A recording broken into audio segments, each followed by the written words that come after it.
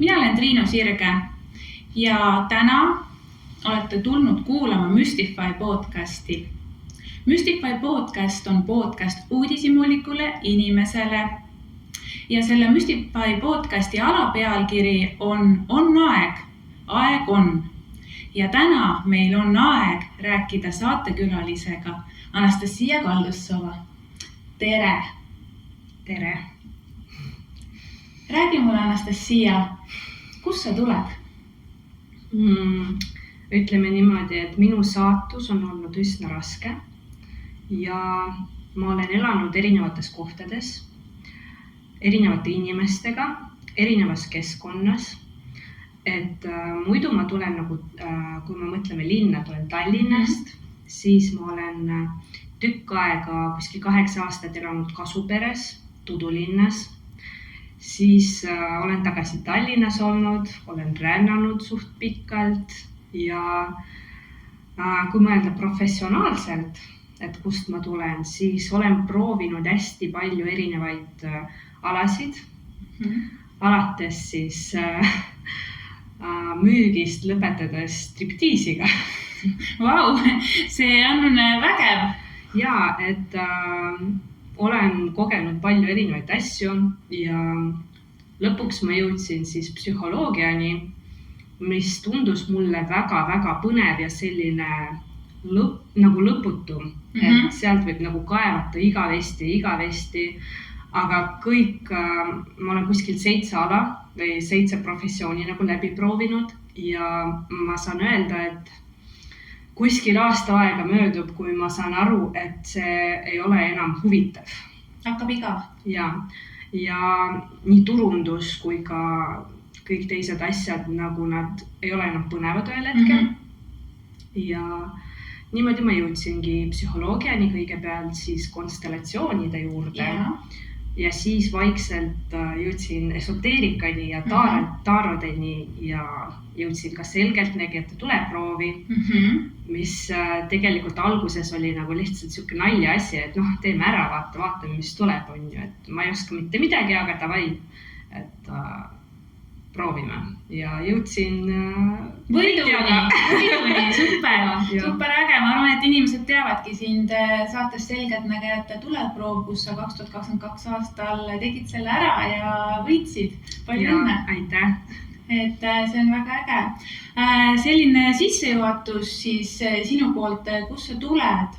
Et vaatame korra, ma võtsin kaasa siin kaardid, et vaatame, kuhu see meie tänane vestlus viib, et sellest sissejuhatusest oli juba väga palju, kust edasi liikuda ja väga palju põnevaid teemasid. Et vaatame siis, ma lasen sulle ühe kaardi võtta. Kuhu see jõuab täna? Kuhu see jõuab täna? Et kuhu me jõuame? Nii, vaata, mis sa said? Unconditional love. Ja, see kaart oli ka mul enne. Armastus tingimusteta. Tingimusteta, lõpmatu armastus. Nii tore, väga ilus. Väga huvitav. Nii et ma loodan, et kui te täna meiega see 60 minutit kuulate, siis saate siit armastust. Nii vahva. Mina sain draakoni kaardi ja ma arvan, et see on üsna sümboolne. Draakon on väga lahe. Värviline draakon. Absoluutselt, väga jõuline loom. Ja see on Rainbow Dragon, mis on vikerkaare värviline. Nii et minule väga värvid meeldivad ja selles tänases osas vaatamegi siis elule värvidega. Ja armastusega. Ja armastusega. Suurepärane. Aga siit edasi liikudes, kui ma alustasin küsimusega, kus sa tuled, siis sa rääkisid, et sa oled väga palju erinevaid ametialasid pidanud, tuues siin välja striptiisitari elukutse, siis konstellööri elukutse, seal vahepeale jääb erinev rada. Ma natuke vaatasin sinu human designi ja human designis oled sa generaator, nagu minagi. Ja sinu identiteedikeskus on täitmata. ehk kas nagu seal võib olla see koht, et sa nagu oled enda eluteel otsimas seda õiget kohta, õiget väljundit just läbi erinevate katsetuste? Ja see on olnud mul väga pikalt, et justkui ei tea, kes ma olen ja ei tea oma kohta ja elutee on viinud nagu erinevatesse kohtadesse, otsingutesse ja on olnud päris pikalt. Ma ei saa öelda, et ma olen lõpuni nagu leidnud, kes ma olen, aga olen sinna teel ja järjest nagu lähemale jõudmas läbi siis erinevate instrumentide. Mis on need instrumendid, mida sa silmas pead?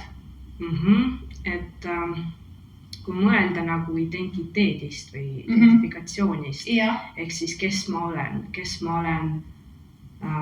kui me räägime lihtsalt materiaalsest maailmast, sest kes ma olen nagu ametialaselt, mis tööd ma teen, mis mulle meeldib. Kui mõelda nagu hingeliselt, siis kes ma olen olnud, siis näiteks kes usub reinkarnatsiooni, et kes ma olen olnud eelmistes eludes. Kui mõelda veel kaugemale, siis kui sa oled hing, kes on tulnud siia planeedile kuskilt väljaspoolt, siis on see, et kust ma olen tulnud ja mis ma siin teen, on ju, et hingemissioon. Et hinged, kes tulevad väljaspoolt, nad on tavaliselt 2 eesmärgiga siin. Esimene on humanitaarmissioon ja teine on militaarmissioon. Ja tavaliselt need on need hinged, kes tulevad alla maailma päästma. Et see on siuke suur missioon, mis nõuab täitmist, julgust ja palju teisi asju. Kas sina oled tulnud maailma päästma? Jaa, et olen tulnud maailma päästma nagu suuremalt öeldes, aga igaühel meist on nagu natuke omamoodi see, et kuidas me nagu päästame seda maailma või nagu kuidas me muudame seda paremaks. Et millest me rääkisime? Identifikatsioonist. Et kui 2 aastat tagasi ma sain teada, mis on minu hingemissioon sellel planeedil ja olen järjest nagu kaugemale ja sügavamale jõudnud oma otsingutega ja oma nagu arusaamisega, mis see maailm endast kujutab ja kuidas see nagu on üles ehitatud ja kust me kõik tuleme, kust saab see kõik alguse ja mis siin üldse nagu toimub. Need on väga sügavad teemad, et võib-olla tavainimene ei oskagi nendele üldse mõelda ega nendest asjadest kuidagi tajuda üldse nende asjade suurust või mastaapsust, et ma saan aru, et ka alles sina ju 2 aastat tagasi said teada enda hingemissiooni siin planeedil, et kuidas sa ise selle vastu võtsid ja kui sa selle teada said, kas sa oled nagu seda jaganud siis või mis nagu sellest saanud on? Võtsin vastu halvasti, sest see tundus mulle liiga hullumeelne. Ma ütlen siis välja ka esimest korda avalikult, mis mulle tuli, et mina pidin siis avalikult rääkima massidele reptiilidest. Aga see on selline teema, mis ei ole ühiskonnas nagu väga hästi vastu võetud.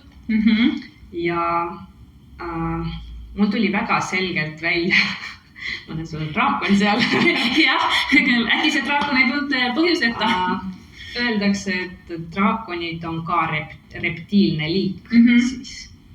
Ja mulle öeldi väga selgelt, et kuskil 75% inimestest pöördub minust ära ja nimetab mind hulluks, kui ma räägin sellest teemast avalikult.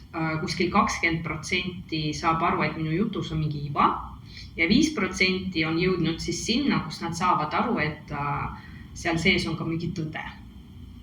Ja mina pidasin seda hullumeelseks, sest minu baastrauma on siis hülgamistrauma. Ja minu jaoks, kui minu juurest nagu pööratakse ära, on nagu vajutab sinna baastrauma peale, et mina ütlesin, et ei, elu sees ma ei hakka mingit siukseid asju tegema ja siis, aga elu viis mind lihtsalt sinna, kus ma tegelen selgelt nägemisega, ala teispoolsusega, olevustega ja ühel või teisel hetkel ma jõudsingi nagu tulnukateni või võime niimoodi nimetada neid siis. Ja. Kuidas sa täna näed seda, et sa nüüd, sa ütlesid enne, et draakon on ka siis nagu reptiil ikkagi, et sinna ta alla läheb siis? Ja, et reptiilid on erinevad, erineva astmega, erineva arenemisastmed nagu just või ka nagu nii-öelda rassid ka neil liigisisesed ja draakon on üks nagu vanematest liikidest, kes on hästi-hästi tark ja kannab endas väga palju seda tarkust ja nemad, ma olen kuulnud, et nemad draakonid on siis ühed vanemad liigid, kes siin planeedi peal on, kes siis tegelikult kaitsevad meie planeeti. Ja kui hästi palju energiat, musta energiat koguneb kuskil kohas maa peal, siis tekivad need looduslikud kataklüsmid. Ehk siis üleujutused või tornaadod või midagi sellist. Aga tegelikult see tähendab seda, et meie kaitsjad, draakonid tulevad nii-öelda maa pinnale ja siis teevad puhtaks seda negatiivse energia ala. Kas see tähendab seda, et draakonid on siis justkui maa sees? Ja, nad on justkui maa sees. Aga meie maa sees on nagu, seda on raske kirjeldada, aga meie maakera koosneb justkui erinevatest dimensioonidest, mis on paralleelselt olemas. Ja draakonid asuvad justkui ühes nendest dimensioonidest. Okei. Seda kõike on väga huvitav kuulata ja mul on küsimus, et kus sa võtad seda infot, kus see info jõuab sinuni? Seda ei ole ju kuskil raamatutes kirjas põhimõtteliselt. See on väga huvitav küsimus ja esimene, kus mulle hakkas nagu jõudma info kuskilt, on konstellatsioonid. Ehk läbi selle välja meetodi sa jõuad info väljani, mis on õhus olemas ja saad sealt nagu antenninfot või nagu raadio keerad ennast teatud lainele ja sa saad tegelikult küsida ükskõik mida. See on üks viis, kuidas jõuda sinna infoni, mida olen mina ka kasutanud. Ehk siis nagu konstellatsiooni välja kaudu oled sa siis kogunud seda infot endale siis? See on esimene viis. Järgmine viis on regressiivne hüpnoos. Aga regressiivses hüpnoosis sa võid justkui nagu ajas tagasi minna, kus sa oled juba olnud ja kogeda neid mälestusi, mis on sul nii-öelda mälupangas olemas. Kolmas viis on tarokaardid, mis ka ühenduvad justkui info väljaga ja annavad sulle infot. Aga sealt peab lihtsalt nagu väga täpselt küsima. Neljas viis on kõik raamatud ja asjad, mis tulevad väljaspoolt, mitte seestpoolt, mis ka annavad infot, teised kanaldajad, ma ei tea, Castaneda on nagu väga lähedale jõudnud. Et filtreerid läbi endast, tunnetad, võtad seda, mis on sinu oma, mis sinu oma ei võta, on ju. Siis on näiteks väetaimed, näiteks ayahuasca, aga ma ei soovita seda kõigile. Oled sa ise proovinud ayahuascat? Olen ühe korra proovinud. Ja mis see kogemus on? Ma tahaks öelda, miks ma ei soovita seda kõigile. Ja see on üks... Ma ei saa öelda, et see on ohtlik, aga vanasti kasutasid seda ainult šamaanid, sest et sellel on väga-väga suur jõud ja iga lihtne inimene, ütleme niimoodi, ei saa selle jõuga hakkama. Aga praegu on see muutunud nii populaarseks, et põhimõtteliselt iga ühele on ligipääs sellele ayahuascale. Põhimõtteliselt küll, jah. Et sellel on väga suur jõud ja seda tuleb väga ettevaatlikult kasutada. Et reaalselt mitte hulluks minna. Küsimus oli lihtsalt, sa loetlesid erinevad meetodid, kus siis sa seda infot oled kogunud ja saanud ja jõudsime siis 5. punktini, mis oli ayahuasca. Ayahuasca või ayahuasca, et kutsutakse erinevalt. Olen proovinud ühe korra ja kogesin nagu imelisi asju. või hästi teistsuguseid asju. Kas sa soovid, et ma räägiks sellest natuke? Ja sa võid jagada seda kogemust. Minu jaoks oli hästi veider kogemus, minu ajule väga veider kogemus, sest mu aju kohe püüdis nagu filtreerida, mis on reaalne, mis nagu on minu väljamõeldis. Täpselt sama toimus ka selgeltnägijate tuleproovis, kui mulle pandi silmad kinni ja pildid tulid ette. Siis ma pidin hakkama eristama oma fantaasiat reaalsest mingit infost, mis tuleb. Ja esimene dilemma oli see, et kas kõik filtrid on maas ja ma näen nüüd seda reaalset reaalsust. Ehk siis kõik mentaalsed, emotsionaalsed filtrid on maas ja ma näengi seda reaalsust. Või minu aju lihtsalt mõtleb seda välja. Genereerib sulle pilte. Ja ühel hetkel ma lihtsalt jõudsin väga selgele kehalisele arusaamisele, et see ongi reaalsus tegelikult. Ehk siis on kõik filtrid maas ja sa saad rännata erinevates dimensioonides, mis on teadvusele väga keeruline esialgu. Ehk siis see, kus me praegu elame, see on illusioon? Mõnes mõttes see on illusioon, teises mõttes see illusioon on muutumas justkui reaalsuseks. Et illusiooni sees või reaalsus mingi reaalsuse sees. See on nagu juba teine teooria, et meie see reaalsus on illusioon, et see on pigem nagu simulatsiooniteooria juurde juba. Aga kui vaadata seda, et meie reaalsus tegelikult koosneb erinevatest dimensioonidest ja nad tunnetavad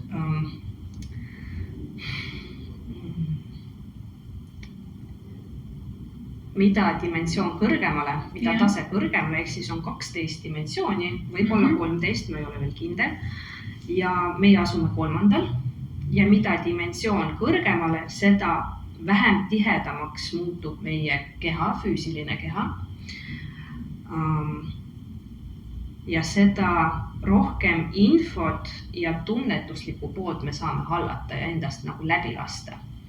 Ehk siis, kui praegu on meil 5 meelt, siis seal, mida dimensioon kõrgemale, seda tunnetuslikku laiem on see tunnetuslik sfäär. See on siis juba 6 meel. Ja nagu 6, 7. Ja vaskas ma tundsin väga selgelt, et minu meeled olid lihtsalt pluss 500%. 3 kilomeetri kaugusel ma tundsin, kes seal laulab ja sain zoomida nagu molekulitesse ja see ongi selline, et reaalsust justkui nagu laieneb sinu jaoks. See taju suureneb, tundlikkus suureneb ja tihedus justkui väheneb.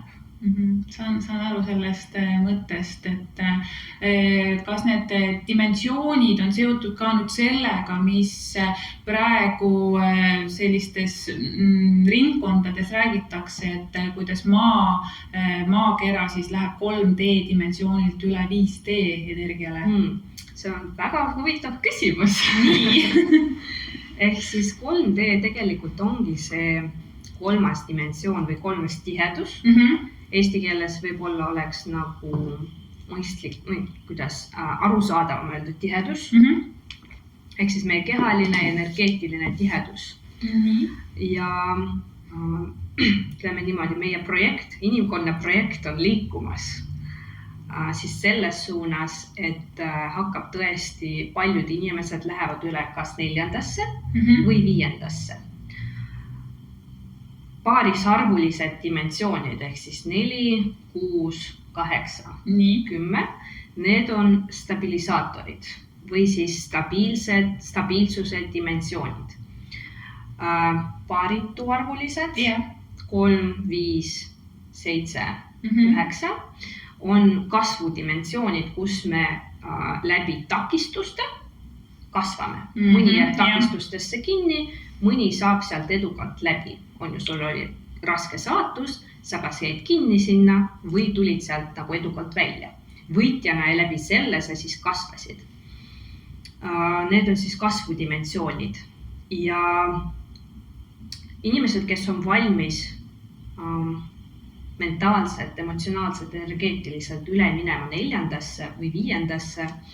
4. lähevad siis need, kes tahavad rahulikumalt olla, et stabiliseeruda. 5. lähevad siis need, kes ei jõua kaua paigal püsida ja tahavad kogu aeg nagu midagi uut ja areneda, et natuke istud ja siis mõtled, oi kui igav, et hakkame pihta juba millegi uuega. Väga tüüpiline. Ja.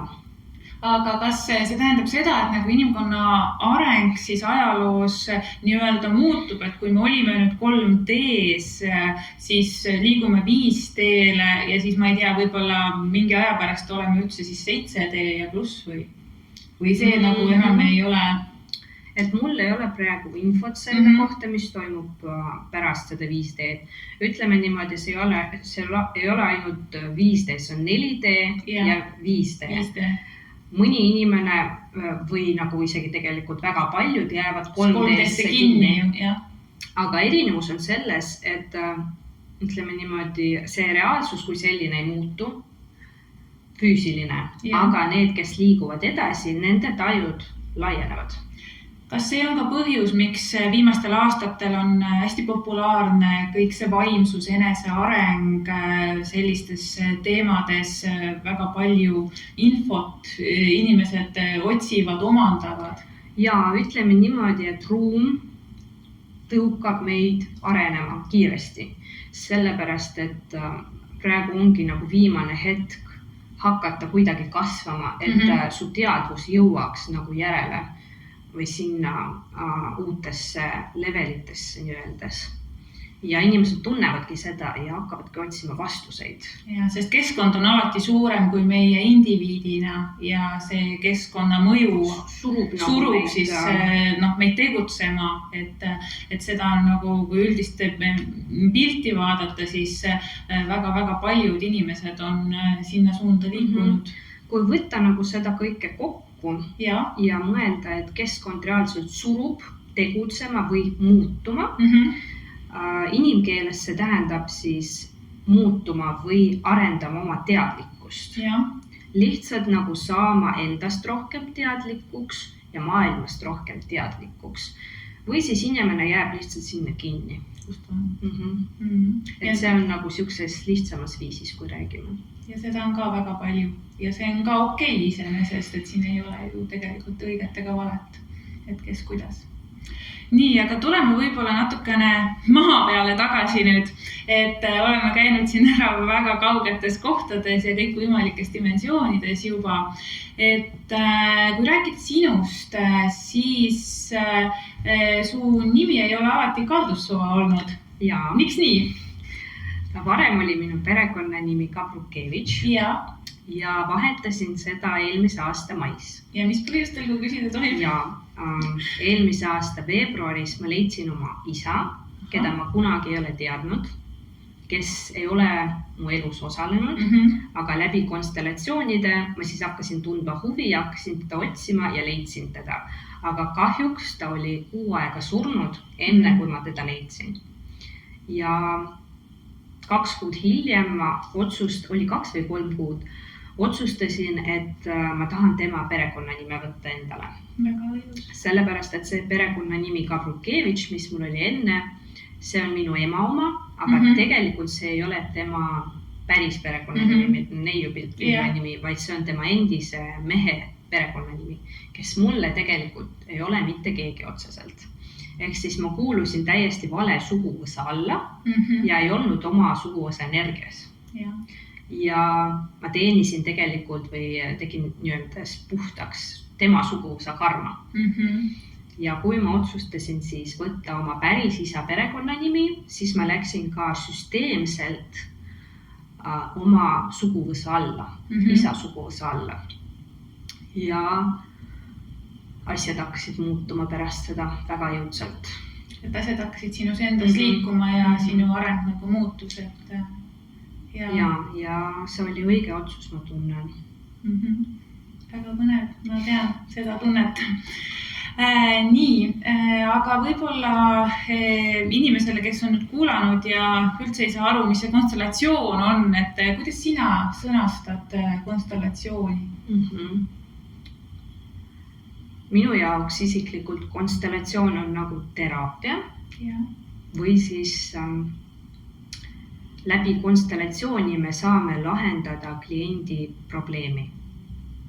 Või siis selle sõlme kohta, kus ta on nagu, kus energia on kinni, on see siis isiklik elu, läbi selle elu jooksul mingi lapsepõlvetrauma või lihtsalt trauma, kus on nagu energia kinni jäänud, või on see suguvõsa trauma või siis veel kaugemale.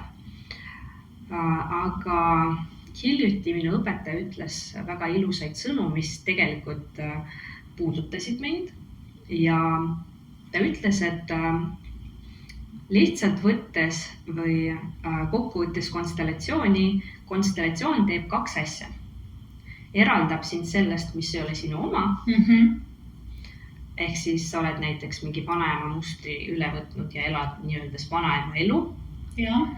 Vanaema mustrite järgi, siis sa eraldad ennast ja annad seda talle austusega tagasi. Ehk siis eraldad ennast sellest, mis ei ole sinu oma, et sa saaksid vabaks ja iseendaks. Et sa saaksid nagu need energiat nii-öelda liikuma. Ja oma kohale, mitte elaks kellegi teise elu. Ja teine asi, mis teeb konstellatsioon, läbi konstellatsiooni me saame ühenduda omaga. Mis see siis tähendab? Näiteks meie enda osa või hingeosa jäi kuskile kinni, traumasse või mingi näiteks oli esimene armastus, mis oli väga valulik ja kurb ja ei õnnestunud ja justkui meie mingi väike osa jäi sinna kinni. Ja nüüd meil justkui suhted ei õnnestu. Siis me lähme tagasi sinna esimese armastuse juurde ja vabastame justkui selle osa ja võtame seda tagasi enda juurde. Ehk siis see on justkui oma hingeosakeste kokkukorjamine sealt, kus need on kinni jäänud. Hinge tervendamine. Ja, justkui. Ja. Ehk siis eraldume sellest, mis ei ole meie oma ja ühineme sellega, mis on meie oma. Väga selge. Ma saan aru, et tänaseks oled sina juba sellise konstellatsiooni põhiõppe lõpetanud ja sul on siis oskus ja tahe pakkuda inimestele ka konstellatsioone ja seda teed. Ja eelmise aasta oktoobris lõpetasin 2-aastase perekonstellatsiooni õppe. Õppisin siis Kalmer Kase all konstellatsiooni ja teadliku arengu instituudis. Ja see on põhimõtteliselt nagu baasõppe.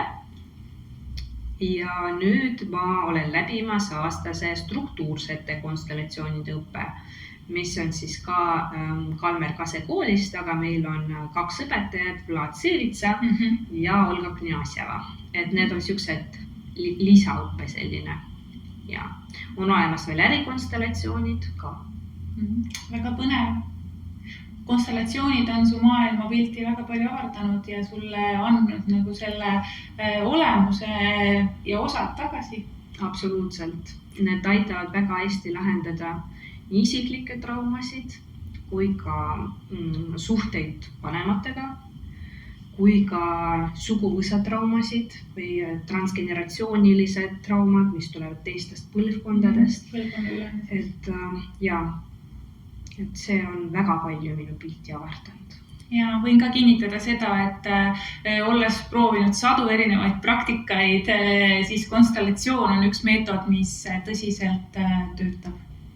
Et see tööväljaga on vägev.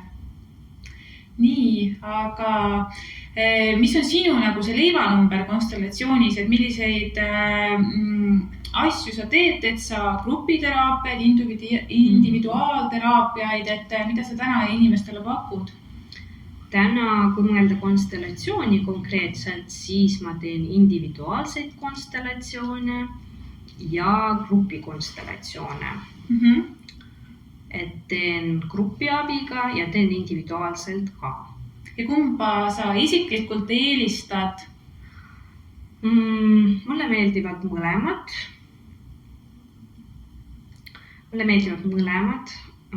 Grupiga mul on endal huvitavam töötada, aga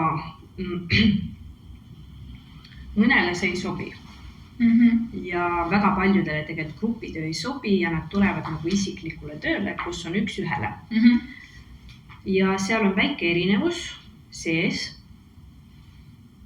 kuidas teha siis üks ühele ja grupikonstellatsioonis ja väga paljudele sobib nagu pigem üks ühele.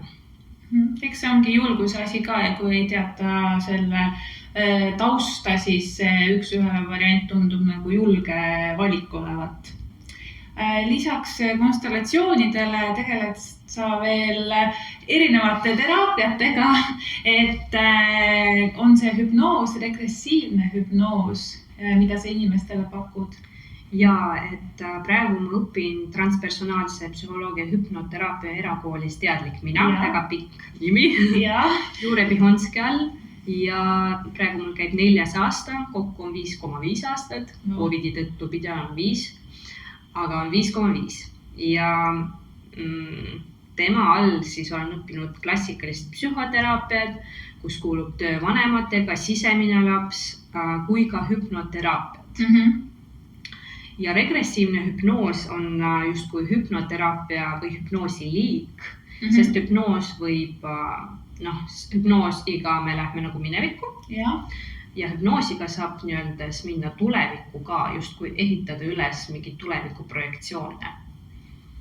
Et hüpnoteraapiat teen ka, regressiivne hüpnoos kuulub ka sinna alla, et lähme minevikku nii kaugele, kui inimene soovib.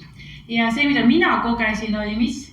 Oli regressiivne hüpnoos. Väga selge, nüüd ma sain teada, mis minuga tehti. Siis regressiivne hüpnoos, sa saad minna minevikku. Mis see tähendab?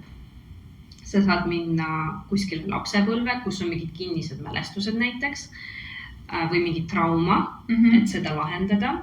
Ühineda näiteks oma selle lapse osaga, kes on traumeeritud või avada neid mälestusi, mis on kinni, et turvalises keskkonnas. Või siis sa saad minna kaugemale, näiteks eelmistesse eludesse, kes muidugi seda usub ja lahendada ka seal mingeid traumasid, mis on veel lahtised. Või siis sa saad minna veel kaugemale, kes siis ei ole siit pärit. Sa saad minna vaatama nendesse kohtadesse, kus sa oled olnud varem kuskil teistel planeetidel või sellesse hetke, kus sa oled siia jõudnud või siis minna küsima vastuseid, mis vajavad küsimusi, mis vajavad vastuseid. Ja, just. Et seda viimast osa mina siis kogesin ja võin kinnitada, et see on väga põnev esiteks ja elu muutev, et tegelikult see annab sulle sellise kõrgema vaate asjadele, et soovitan kindlasti kogeda omal nahal, kui on selleks huvi ja vajadust. Ja. Lisaks siis konstellatsioonidele ja hüpnoteraapia seanssidele, hüpnoosidele teed sa ka tarokaardi kanadusi ja seansse, et kuidas sa jõudsid tarodeni? Ühel hetkel ma hakkasin rohkem huvitama esoteerikast. Millal see oli? See oli oktoober. Nüüd oktoober oli 2 aastat. 2,5 aastat tagasi. Ma nii täpselt tean, milline mälu. Ja ma kohtusin oma taaro õpetajaga Anatoliga ja tema hakkas mulle õpetama taarosid ja ühel hetkel tuli siis selgeltnägijate tuleproov ja siis me mõlemad mõtlesime, et davai, lähme proovime endast, et paneme proovile, teadmatus on ju. Selleks, et tuleproov ongi. Ja läksime sinna koos ja jõudsime finaalini, kus siis mina võitsin. Seda telepildist kõik mäletavad. Anatoli on minu õpetaja, kes siis õpetas mulle taarosid ja ütleme niimoodi, et sealt algas minu esoteerika tee. Väga põnev, tegelikult mitte väga kaua aega tagasi. Mina isiklikult olen tarokaartidega tegelenud üle 10 aasta, isegi veel kauem, et mul on selline esoteerika huvi olnud juba väga väiksest peale, et see on mäletan seda hetke, kuidas ema pendeldas abielu sõrmusega ja siis ma hakkasin mõtlema, mis värk nüüd sellega on, et kuidas neid teadmisi ka hankida. ja et kuidas sa veel oled nagu selles esoteerika maailmas, milliseid asju enda jaoks avastanud ja leidnud, selgeks teinud, õppinud? Et mis on sulle nagu veel eriti südamelähedane lisaks tarodele nüüd, mida sa paar aastat tagasi enda jaoks leidsid? ma tahaks õppida juurde maagiat. Ehk siis teisisõnu maagia on justkui reaalsuse kodeerimine või ümberkodeerimine. Ma ei ole väga kaugele sellega jõudnud ja nüüd, kui ma lõpetan 3 kooli, mis mul on pooleli lähima 1,5 aasta jooksul, siis ma soovin nagu rohkem süveneda sinna maagiasse. Ja see on mulle väga põnev. Väga äge. Aga see sinu tohutu järjepidevus ja soov õppida on aidanud siin sul kuskile põgeneda või kus see tuleb, et nagu sa tahad kogu aeg midagi õppida ja uut kogeda? Sul 3 kooli pooleli, nagu mina, Et mõnes mõttes see võib olla nagu põgenemise tee, aga see on minu isiklik arvamus, subjektiivne arvamus, et inimene, kes tahab põgeneda, see muudkui õpib, aga ta ei tee sellega mitte midagi. Lihtsalt, et ma õpin, võtan ühe kursuse järgmise ja siis nii-öelda jääbki see, aga sina selles mõttes oled kõik enda õpitu ju pannud tööle, rakendanud, täna teed konstellatsioone, tarokaarte, mis iganes, eks. Et õppida võib igavesti, aga kui sa ei rakenda neid teadmisi, mis sa saad teada, siis sa justkui jäädki õppima igavesti, mille eest sa siis põgened. Minu elus oli hetk, kus ma mõtlesin, et kaua ma veel õpin. Et peab hakkama tegutsema ja igalt poolt justkui lükati nagu tegemistesse, aga minu sees olid avaliku esinemise hirm, grupi ees esinemise hirm, lolliks tegemise hirm, lolliks olemise hirm, et ma ei ole piisav, et ma ei ole väärt, et mu sõnad ei ole huvitavad.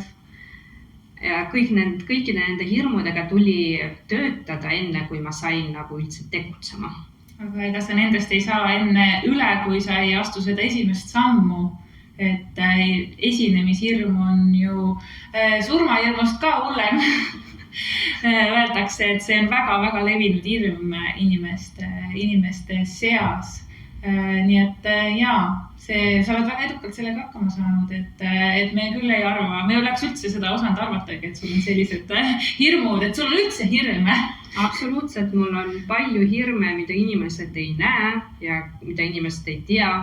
Välja arvatud siis need inimesed, kelle juures ma käin neid läbi töötamas. Aga kõik need on olemas ja omad traumad on olnud esinemisega, mis on seotud, mida ma töötasin läbi ja siis vaikselt hakkasin tegutsema. Sa õpid, üks nendest 3 koolist on ka Tallinna Majanduskool, sotsiaalmeedia spetsialisti eriala.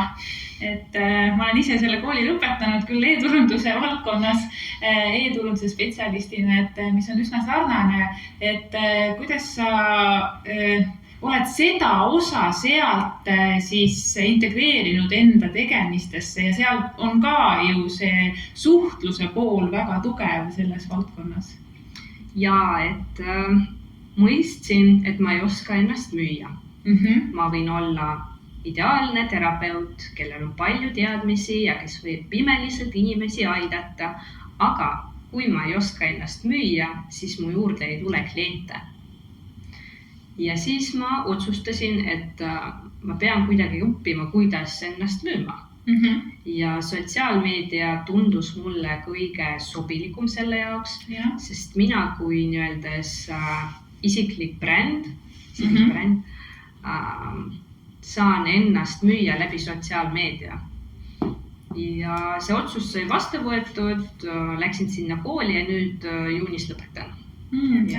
Et olen seda integreerinud, et olen õppinud väga edukalt, kuidas teha Facebooki reklaami, kuidas hallata veebisaite, kuidas kirjutada selliseid tekste, mis müüvad inimestele, erinevaid inimeste sihtgruppe, mis on minu sihtgrupid, on ju, sihtgruppide valud, on ju, et kus triggerid, kus sa saad kasutada seda kõike just nimelt nagu müügi poolt. Ja väga paljud inimesed jäävad nad võivad igavesti otsida, miks nende juurde ei tule kliendid,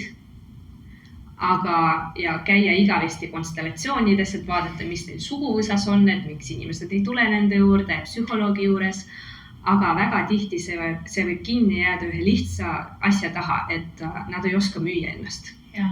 Ja persoonibränd on siin juures üks hästi oluline märksõna, et kui ka sina, kes sa ise oledki enda persoonibränd, siis sa pead oskama ennast nii-öelda promoda, sa oled iseenda see müügiartikkel, reklaam, nägu, parim müügimees. Absoluutselt. Et ja, see on väga oluline koht, et inimesel võibki olla hästi hea toode, aga kui see nii-öelda turundus kas või natukenegi sinna taha ei tule, siis ja mingid oskused on nagu puudulikud, siis tihti jääb see asi lihtsalt teaks tooteks, mis paljudeni ei jõua. Ja siin ongi oluline, et mis paljudeni ei jõua justkui, et paljud jäävad selle taha kinni ja loobuvad, kui ei tule kliendid ja nad ei oska nagu ennast turundada. Aga need, kes ei loobu, ei pane turundust taha, neil lihtsalt läheb väga kaua aega. Et ma ei tea, 10 aastat või 5 aastat, et siis inimesed räägivad inimestele, teised räägivad inimestele, on ju. Siis see pall nagu hakkab veerema ja sealt kaudu. Aga kui sa rakendad turundust, siis see lihtsalt toob sinu juurde inimesi kiiremini. Kus on sinu plaan kasvada, et kas sa näed ennast tulevikus siin teraapiaid tegemas forever või siis sul on mingisugused töötajad, kes on väga head terapeudid ja nad teevad sinu eest kõik ära või kuidas sa näed ennast näiteks 10 aasta pärast? Aitäh selle küsimuse eest. Visioon on hästi vaikselt nagu hakanud tulema mulle pähe, et ma tahaksin teha rohkem seminare, kus on palju inimesi. Võib-olla ühel hetkel ma jõuan selliste seminarideni, kus on mul vaja vabatahtlikke või kuraatoreid, ehk siis teised terapeute, kes aitavad mul hallata massi või näiteks kui on 100 inimest ja ma tahan, et kõik 100 inimest teeks nagu tööd seal saalis, mitte istuks ja kuulaks mind, siis mul on vaja nagu jagada neid gruppidesse ja siis kuraatorid, et need saaksid hallata neid gruppe näiteks. Teine mõte on see, et ma tahan nagu teha veebiasju, veebikoolitusi, et läbi Zoomi näiteks, ma ei tea, selgelt nägimisvõimete arendamine näiteks. On ju, et ei pea kohale kogu aeg tulema, vaid on näiteks veebiteel. Või siis 3. variant on autokursused. Ehk siis ma teen mingit kursust valmist videote näol ja siis me näiteks kohtume 1 kord nädalas, kus me vaatame üle kodused tööd ja kuidas nagu inimesed hakkama on saanud. Et seda saaks nagu nii-öelda pakettide näol müüa, mis tooks mulle ka sellist passiivset sissetulekut ja inimestele, kes ei saa näiteks kohale tulla või näiteks kursus on möödunud ja ta ei saa nagu sinna sisse või ta teab, et ta ei saa nagu sellel ajal teha, siis ta võib seda kursust osta nagu videote näol. Nii et sinu suund on jõuda massideni. Kas ainult Eesti on sinu selline tulevikuvisioon või näed sa ennast kuskil mujal turul?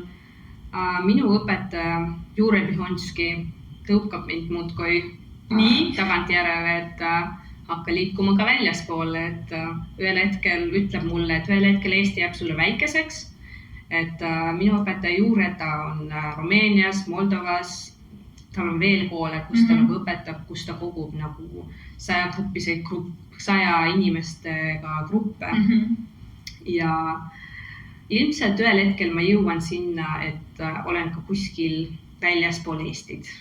teadmisi jagamas. Väga äge. Sa räägid ülipuhtalt eesti keelt, aga tegelikult sa tuled ju venekeelsest perest.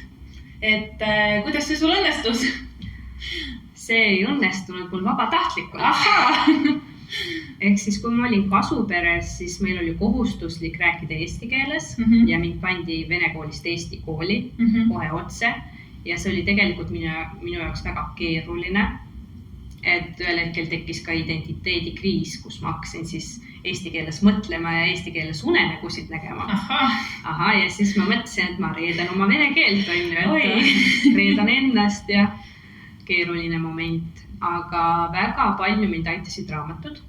Sa lugesid eestikeelseid raamatuid siis? Ja see oli kohustuslik. Kohustuslik kirjandus eesti keeles, tõde ja õigus. Ja seda ma ei lugenud.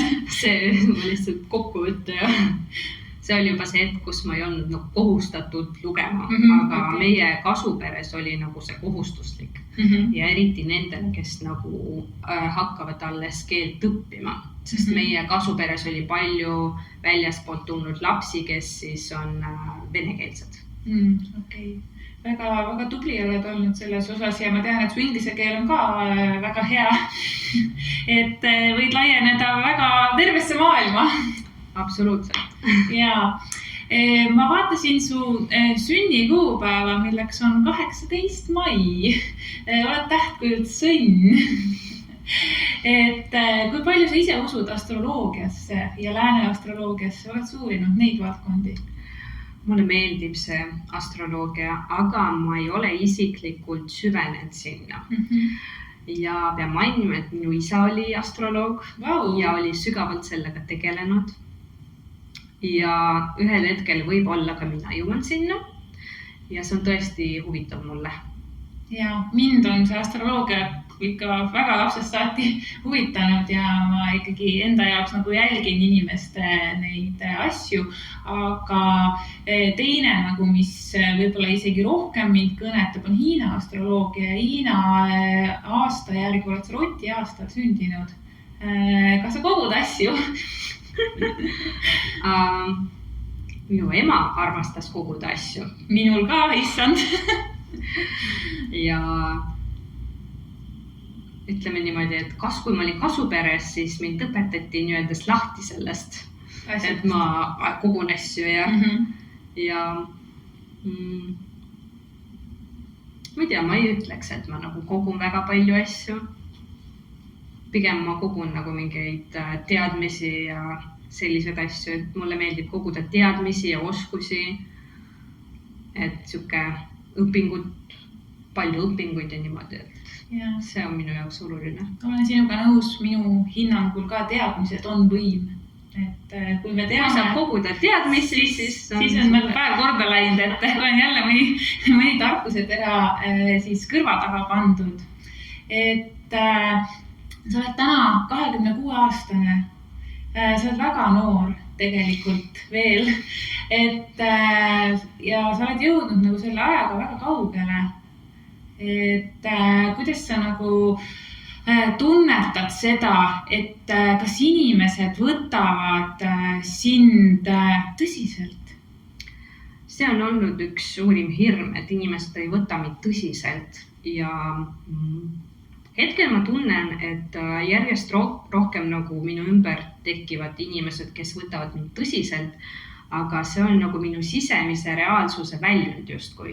Et mida rohkem mina võtan ennast tõsiselt ja saan aru, et need asjad, mida ma räägin, on tõsiselt võetavad, seda rohkem minu juurde tekivad inimesed, kes võtavad seda ka justkui tõsiselt. Ja mis küsimus oli?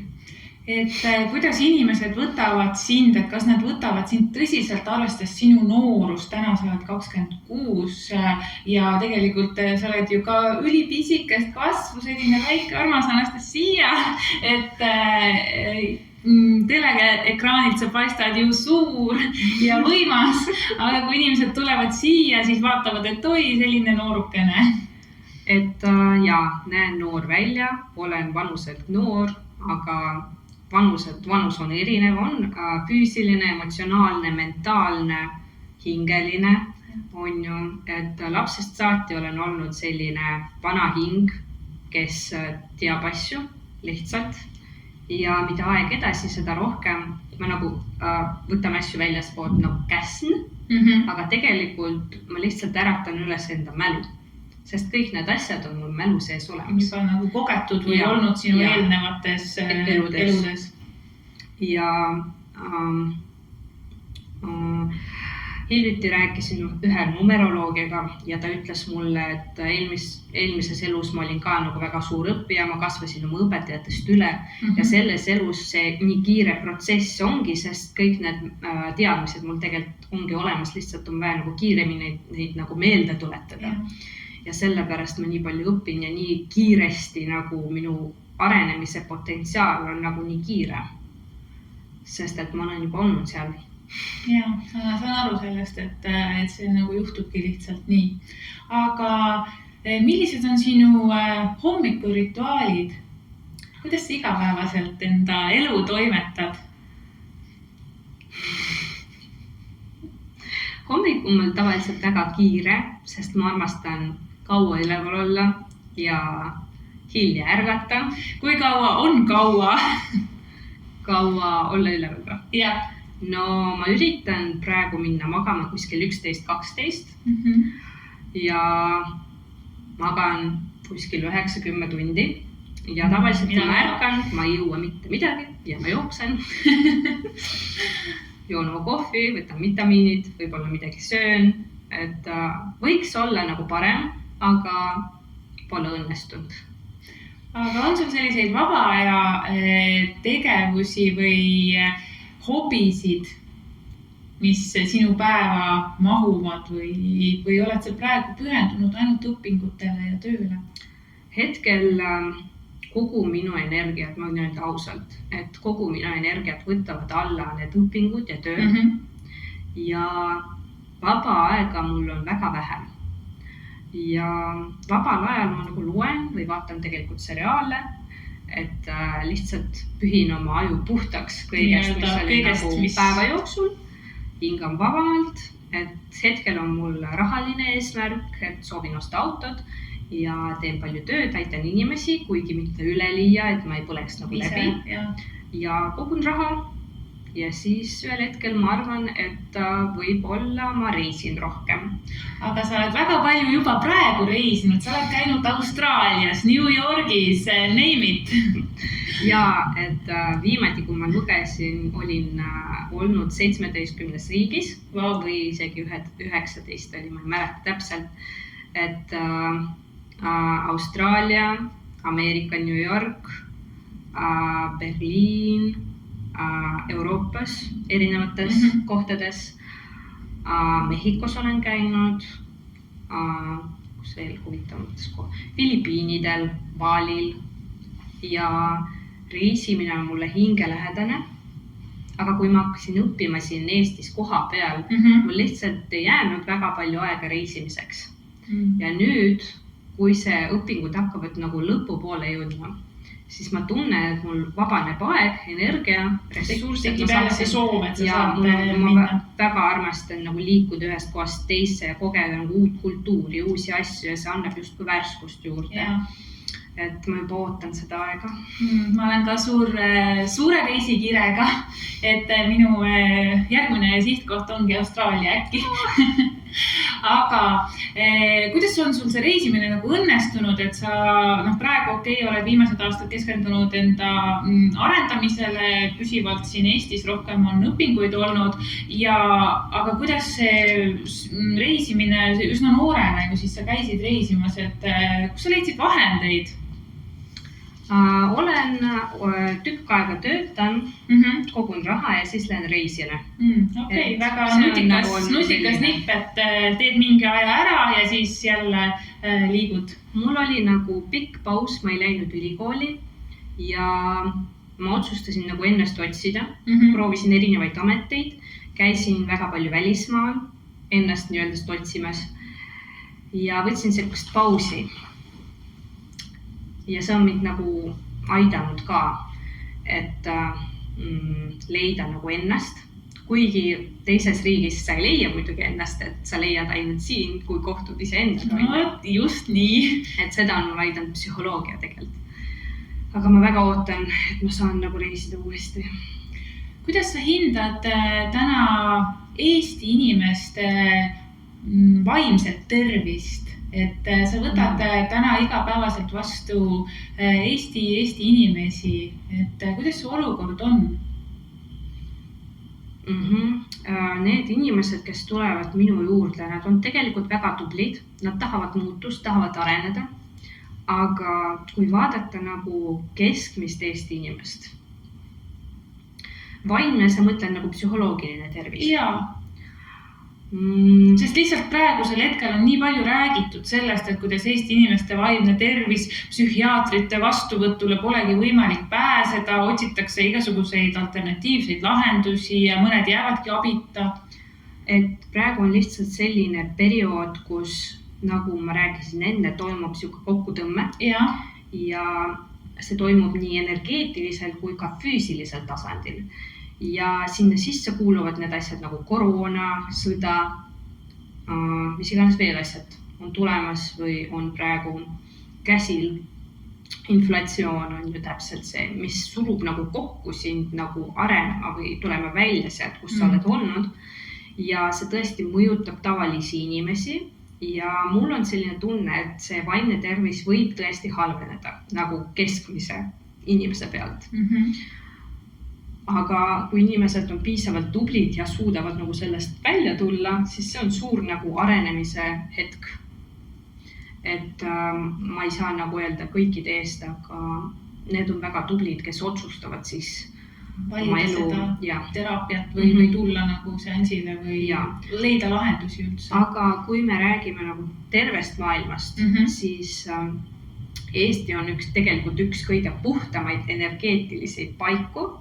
Ja Eestis inimesed on Euroopas näiteks vaimselt, aga mitte psühholoogiliselt, vaid energeetiliselt ühed kõige puhtamad ja ühed kõige altimad arenemaks.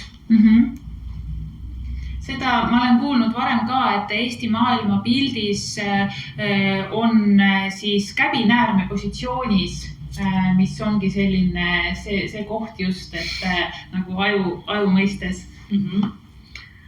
Käbinäär on väga huvitav teema. Nii. Ja mul on üks teooria, et meie käbinäär on tegelikult meie teadvus. Ja kui vaadata laiemas pildis, ma olen kogenud regressiivses teraapias seda kogemust, kus ma olin kosmoses ja ma rändasin oma teadvusega. Ehk siis kehaga ei saa kosmoses otseselt rännata, sa saad kosmilise laeva nii-öelda sees rännata või siis puhtalt teadvusega, et on olemas täheväravad, kus sa lähed teadvusega sisse ja oled kuskil mujal. Et käbinääre või siis kolmas silm või siis meie teadvus, seda ma praegu üritan aktiveerida või siis nagu arendada, et see nagu läheks lahti ja tundmine, selgelt haistmine, teadmine, kuulmine ja haistmine, tajumine, nägemine. Ja et avardada neid meeli veelgi nagu suuremaks. See on väga põnev teema, et oled sa jõudnud seal nagu selles mõttes mingisuguse kohani juba ja saanud nagu selles osas mingit suuremaid taipamisi? See on keeruline koht minu jaoks praegu. Üks asi, mis aitab seda käbinääret aktiveerida, on Koosirevi peeglid, aga Eestis neid ei ole. Ma tean, et Venemaal on ja nad aktiivselt nagu üritavad neid arendada. See on siis, nad on mõeldud astronautidele tegelikult ja nad justkui aitavad kõigepealt sinu tervist parandada ja siis juba avardada seda selgelt nägemist või meelt. Teised asjad, mida rohkem sa arened, mida rohkem sa hakkad aru saama, kuidas see maailm toimib, seda rohkem aktiveerub sinu käbinääre või siis sinu mälestused. Ehk siis mälestused hakkavad tagasi tulema. Hingeosakesed hakkavad tagasi tulema. Kõigepealt hingeosakesed, siis mälestused sellest elust eelmistest eludest, võib-olla kuskilt veelt mujalt ja pilt hakkab nagu suurenema. See tähendabki tegelikult käbinäärme aktivatsiooni. Okei. See on siis selgelt siis seotud nagu selle selgelt nägemisega siis. Ja, et sinu taju laieneb. Okei, et erinevates nendes dimensioonides siis justkui või nendes suundades sa hakkad nagu tundma rohkem ja tajuma kogema rohkemat. Et inimesed tihti arvavad, et see selgelt nägemine on mingi jube müstiline asi. Et kuidas sina oled seda tundnud? Mina arvan, et enamus selgelt nägijatest tegelikult ei ole selgelt nägijad silmadega, vaid nad on selgelt tundjad. Ehk siis ma näen sind, ma olen sinu kõrval ja ma tunnetan sind, et mis tunnet sa minu sisse tekitad. Või siis ma olen siin ja ma justkui astun sinu kohale ja tunnetan, mis on sinu positsioonis. See on nagu empaatsus. Kõrgemalt arenenud empaatsus, selgelt tundmine. Aga nägemine silmadega on avatud nagu väga-väga vähestel. Et käbinäärme aktivatsioon võib kiiremini toimuda ka siis, kui sa oled läbi elanud surmalähedase kogemuse, siis sa võib niimoodi aktiveerida ja siis sa võid nagu näha asju. Hakata nägema asju, seda nagu on olnud selliseid juhtumeid.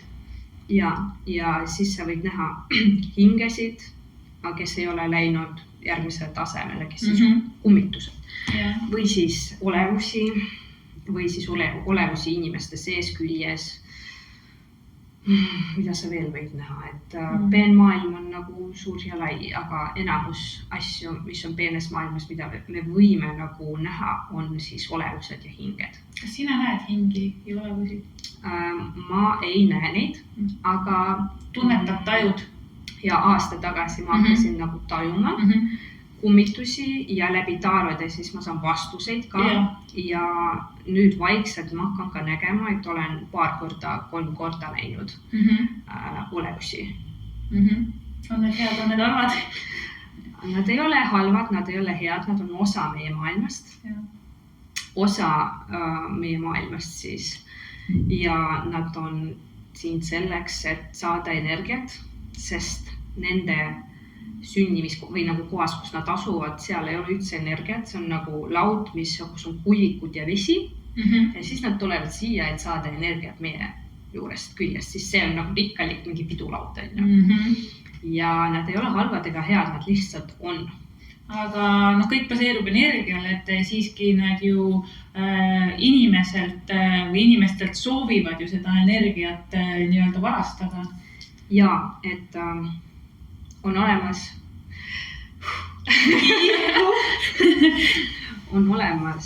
siis ma antud hetkel ei tea, kuidas veel nagu paralleeldimensioonidega seda seostada, aga on olemas ülemised maailmad ja alumised maailmad. Alumised, ütleme 3 maailma on must, hall ja punane. Alumises esimeses mustas on siuksed lihtsalt olendid, kes väiksed, kellel ei ole teadvust, nad tulevad lihtsalt su külge, kui sa oled negatiivne või suitsetad jood alkoholi, mida iganes, ja siis nad lihtsalt varastavad sult energiat. Ja neid on väga lihtne nagu küljest saada, kui sa pesed ennast külma veega või viirukitega või lihtsalt küünaldega, käid kirikus, et nendest on lihtne lahti saada. Siis on olemas teised olevused, kes elavad hallis maailmas, siis järgmises. Nemad on juba teadlikumad, neil on oma teadvus, nad on kavalad, nad tulevad inimeste külge, kes on rohkem nagu mustas energias, ala mingid tugevad narkootikumid või mingi sügavad depressioonid või sellised asjad. Nad võivad olla isegi inimesega nagu sünnist saati ja inimene ei saa aru, et temaga on keegi kaasas. Sest see on tema jaoks nii tavaline see juba. Ja ta võib, ma ei taha teid hirmutada, aga ta võib isegi nagu mõtteid üle anda. Mõjutada, jah. Ja selliste olemustega on raskem tööd teha, aga on võimalik. Ja neid on võimalik ära tunnetada näiteks hüpnoosis, et olen ka seda teinud puhastamist. ja on kolmanda maailma, punase maailma olevused ehk siis teemonid, mis on kõige tugevamad ja seal on ka muidugi erinevad liigid, näiteks inkuubid, subkuubid, mingi keskmise astme teemonid ja kõrgem astme teemonid, siis Lucifer ja kõik teised. Ja nemad enamasti ei ole siin maailmas, nad ei tule siia, aga kui nad tulevad, siis toimub suur kaos. Kuidas sa sõnastad seda, näiteks kui me tunnemegi, et mingisugune kehv enesetunne on või siis ise vajume näiteks häbisse või mis on nagu kõige nii-öelda madalama sageduslikuga emotsioon, et sa sõnastasid ükskord, et see ei olegi nagu sagedus, mis seal taga on, et see on nagu teistmoodi. Et inimesed väga räägivad, et see sagedus, ma nüüd olen nii madala sageduslikus energias, et või tahan enda sagedust kogu aeg tõsta, me kõik tahame tõsta, jõuda sinna valgustumise momenti. Et tegelikult, mis meil olemas on laine ja kõik, mis siin on lained. Valguslaine, helilaine, mis iganes laine, raadiolaine ja lained nagu nad on. Ja on olemas kõrgema amplituudiga lained. Ja, siis kõrgemad ja on olemas, see on nagu amplituud siis. Kõrgem amplituud. Ja amplituud on see vahe. Või siis madalam amplituud. Ja on olemas sagedus. Sagedus on see siis, kui sage see laine on. Kas ta käib hästi tihedalt või ta käib nagu hästi aeglaselt? Aeglane on siis näiteks munkadel või meditatsioonis, kus me justkui nagu venitame aega ja oleme nagu rahulikus ja aeglases ja niimoodi ja oleme kohal. Aga nii-öelda sagedus, see on kõrge sagedus. Kõrgsagedus, jah, kõrgsagedus. Selline hästi sage. Ja, kõrgsagedus. See on pigem see, et kui me oleme neurootilised, kiired, jah, siuked, jooksen, teen, ei jõua, ärevus. Ei puhka, ikka jooksen. Läbipõlemine, et tegelikult see väga hea ei ole. Aga väga palju inimesi on selles tempos, see ühiskond ju toimetabki täna niiviisi. Ja inimesed ei saa aru, et kiire sagedus ei ole miskit head, vaid see on hoopis nagu aga ütleme amplituud. Amplituud on siis laine kõrgus. Et kõrgem, madalam amplituud. Ehk siis kõrgem amplituud on see, kus me saame mingite suuremate jõududega ühendust. Need on sellised valgustumismomendid või intuitsioonimomendid, kus sa justkui ühined mingisuguse asjaga ja saad infot või on siuke hetk. See on see kõrge. See ongi siis see hingamistegevus nii-öelda organismis aeglustub ja me nagu justkui keha valgub laiali ja see on nagu meditatsioonis, et sa aeglustad kõik enda ees olevat ja sees olevat. Ja see valgustumise moment, millest sa räägid, see on tegelikult madala sageduslik, pika laine pikkusega ja kõrge amplituudiga. Ehk siis kõrge amplituud ja madal sagedus. Hoopis madal, mitte kõrge. Ja meie oma tavalist elu elame kõrges sageduses ja madalas amplituudis. Sest see käib kiirelt ja siis madalalt. Ja kiirelt ja madalalt. Sipsime ringi. Ja, et teetalained, beetalained, alfalained on ju, et see kõik käib siin alla tegelikult. Väga põnev, et see on... Delta. Ja, väga füüsika on see. Tegelikult see kõik ongi füüsika ja kvantfüüsika ja... Täpselt nii. Väga kihvt, et üks küsimus siia veel, et hakkame lõpetama vaikselt, et millised on sinu 3 soovitust tavalisele inimesele, kes on meid kuulama sattunud, et millised on 3 soovitust, kuidas inimene saab enda heaolu tõsta, millega?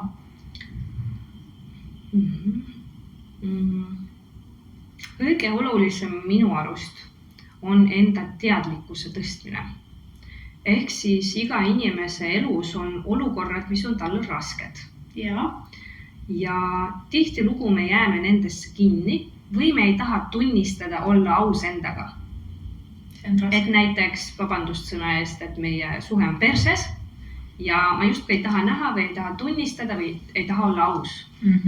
Esimene soovitus on proovida olla maksimaalselt aus endaga, oma partneriga, oma sugulastega, no kõigepealt endaga. Ja kui ma olen aus endaga, piisavalt aus, et tunnistada, et mina teen midagi valesti või mu elus ei lähe kõik nii hästi, nagu ma tahan või ma kompenseerin midagi, näiteks töötan töökohas, kus on palju raha, aga mis ei täida mind. See on kompensatsioon. Kui ma tunnistan ausalt endale üles, see on üks väga oluline asi, olla aus, maksimaalselt aus. Teine asi, mis ma soovitan, et kui sa juba suudad olla endaga piisavalt aus, siis tee midagi sellega. Muuda oma elu paremaks. Tegutse, et iseenesest see elu ei muutu paremaks või ainult kui sa mõtled või soovid, fantaseerid midagi enda peas, et mitte miskit ei muutu, kui sa ei tegutse, et siin peab olema nagu tasakaal nagu fantaasiate või unistuste vahel ja tegutsemise vahel. Et kui sa plaanid väga palju asju ja ei tegutse, siis su plaanid ilmselgelt ei lähe täide. Ja siis tekib ka see tühjus sinu sees, et ma justkui nii palju tahan ja soovin ja loodan ja mitte midagi ei juhtu. Siis ma muutun rahulolematuks iseendaga ja siis hakkan ennast justkui piinama ja endale etteheited tegema, et küll ma olen ikka saamatu ja kehv ja ma ei jõua mitte kuskile ja küll ikka teistel läheb nii hästi ja nii edasi. Ja kui sa ei oska sellega midagi peale hakata ise, siis mine küsi abi. Et see on ka väga raske moment paljudel inimestel, et nad ei julge küsida või ei taha küsida abi, et mine ja küsi abi. Teine inimene võib näha su elu tegelikult laiemalt. Et nagu öeldakse, igal autol on ju need pimekohad või pimenurgad, mida ta ei näe. Ja see teine inimene kõrvalt võib näha neid pimedaid kohti ja sulle teisest perspektiivist näidata, kuidas sa saad tegelikult oma elu paremaks muuta. Ja küsi abi. Väga super. Ole endaga aus, tegutse, leia nende asjade vahel tasakaal ja küsi abi, kui sa ise ei saa abi. Nii et selline tuli meie tänane Mystify podcast Anastasiaga, selgeltnägijate superstaar, nii et väga sügav, väga mitmetahuline ja väga põnev. Nii et suured tänud sulle, Anastasia, ja kohtume teiega juba järgmistel kordadel ning kes abi vajab, saab tulla Anastasia juurde teraapiasse. Aitäh sulle, et sa kutsusid mind, see on minu jaoks olnud väga põnev ja väljakutse. Väga tore. Ja kust inimesed saavad sind leida, ütle lõpetuseks? Mul on Facebooki leht Anastasia Kaldussoo teraapi. Mul on ka Instagram Kaldussoo ja sealt te saate mind leida ja kirjutada mulle. Suurepärane. Nii et aitäh ja tšau! Aitäh teile!